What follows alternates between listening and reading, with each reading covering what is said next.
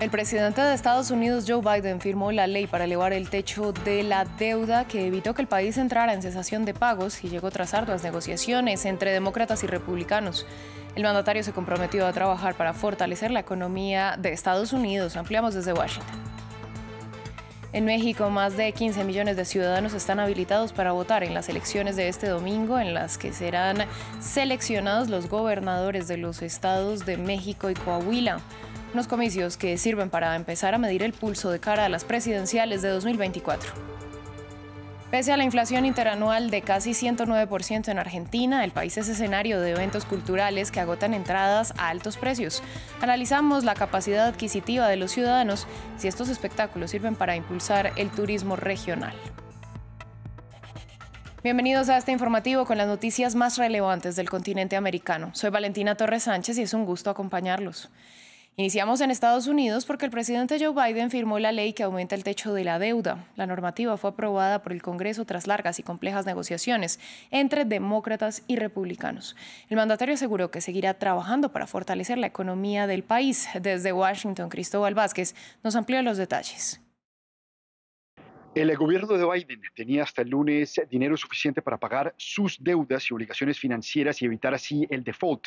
Tras la firma del acuerdo por parte de Joe Biden, este acuerdo se convierte en ley. El Departamento del Tesoro de Estados Unidos, encargado de la política fiscal del país, tendrá hasta el 1 de enero del 2025 para seguir vendiendo bonos y financiar sus actividades. El voto moderado de republicanos y demócratas en el Senado y en la Cámara de Representantes fue clave para asegurar la estabilidad financiera del país. En el pacto, el gobierno de Biden se compromete a suspender los aumentos del gasto público a cambio de que los republicanos dieran su visto bueno para levantar el techo de la deuda. Según el presidente, ni demócratas ni republicanos obtuvieron todo lo que querían en el acuerdo, pero se logró lo que los estadounidenses necesitaban. Los republicanos inicialmente mostraron resistencia porque querían más del 3,3% de aumento en el presupuesto de defensa, que está por debajo del aumento de la inflación anual. Por su parte, los demócratas pedían y se oponían además menos recortes en el gasto público y que no se aumentara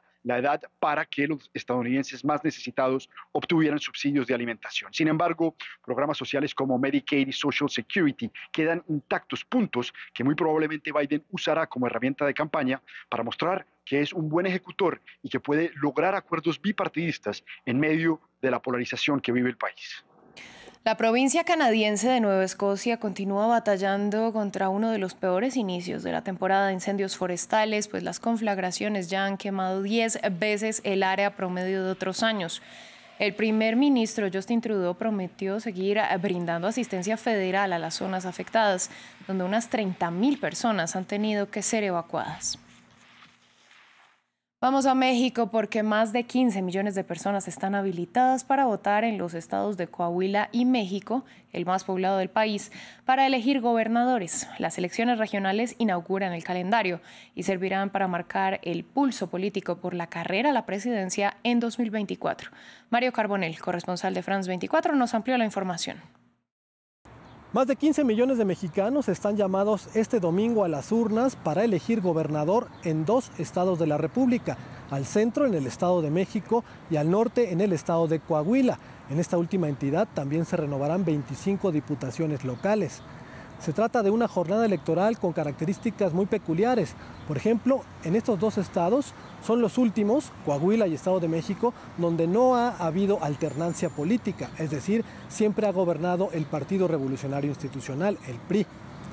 El Estado de México también, que es la entidad con el padrón electoral más grande, es decir, más de 12.700.000 electores, será por primera vez gobernado por una mujer, ya que en ambos casos son candidatas. Se trata de Alejandra del Moral, de los partidos PRI, PAN y PRD, y Delfina Gómez, de los partidos Morena, Partido Verde y Partido del Trabajo.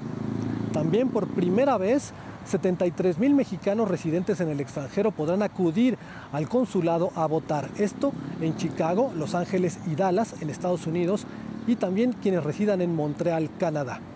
Si bien se trata de comicios organizados por la autoridad local, la presidenta del Instituto Nacional Electoral, Guadalupe Tadei, ha dicho que las condiciones están dadas, que hay seguridad para que los ciudadanos de estos dos estados acudan a una de las 24.000 urnas a ejercer su derecho al voto.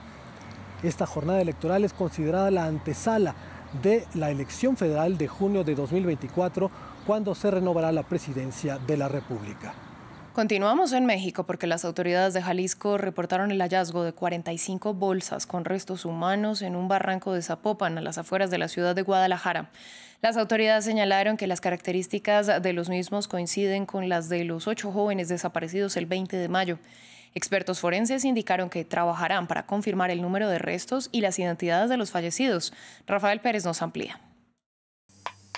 Continúa la búsqueda de cuerpos humanos cerca de Guadalajara.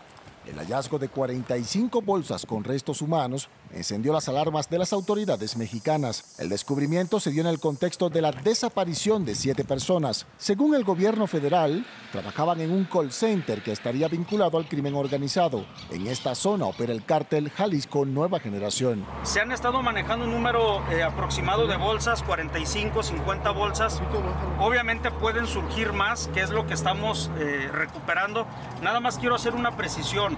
El número de bolsas no va en razón del número de víctimas que se están localizando. Las bolsas despiertan el fantasma que supone el flagelo de las desapariciones en la nación norteamericana. Actualmente en México no se conoce el paradero de más de 100.000 personas. 15.000 de ellas están reportadas en el estado de Jalisco. Allí los familiares acuden a los sitios de búsqueda con la esperanza de hallar a sus parientes. Pero aquí estamos con la esperanza de saber. Porque no nomás son estos, son miles. ¿Dónde están los de nosotros? ¿Dónde? Son miles de madres buscando, esperando. La violencia es un tema engorroso para el gobierno del presidente Andrés Manuel López Obrador. Según el Registro Nacional de Personas Desaparecidas, en los 3 primeros meses de 2023, las desapariciones aumentaron un 20% más que en el mismo periodo del año 2022. Vamos a Argentina para hablar de economía porque este país registra una inflación interanual del 108,8% y los niveles de pobreza son de más del 30%. Sin embargo, se presenta un fenómeno que llama la atención con el poder adquisitivo de los argentinos. Estamos viendo algo curioso y es que los precios de los productos básicos suben en Argentina y hay personas que denuncian que los salarios no alcanzan para comer, pero hay eventos culturales como conciertos, podemos mencionar Taylor Swift, que fue anunciado hace poco, o Coldplay, que agotó 10 fechas en el Monumental, o el Mundial de Fútbol de Qatar, con una importante presencia de nacionales argentinos. Conversamos previamente con Mari Isabel Acosta, economista argentina, que nos dijo si con estos eventos se puede hacer un análisis de la capacidad adquisitiva de los ciudadanos o es otra radiografía de la desigualdad en el país.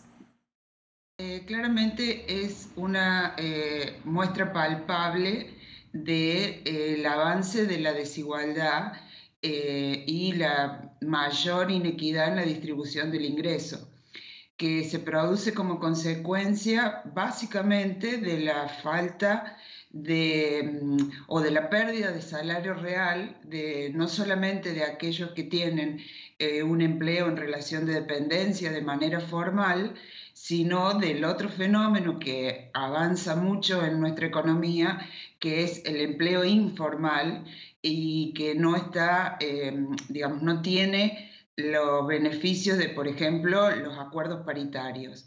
Entonces eso está produciendo al perder salario real, los niveles de pobreza e incluso de indigencia que vienen avanzando.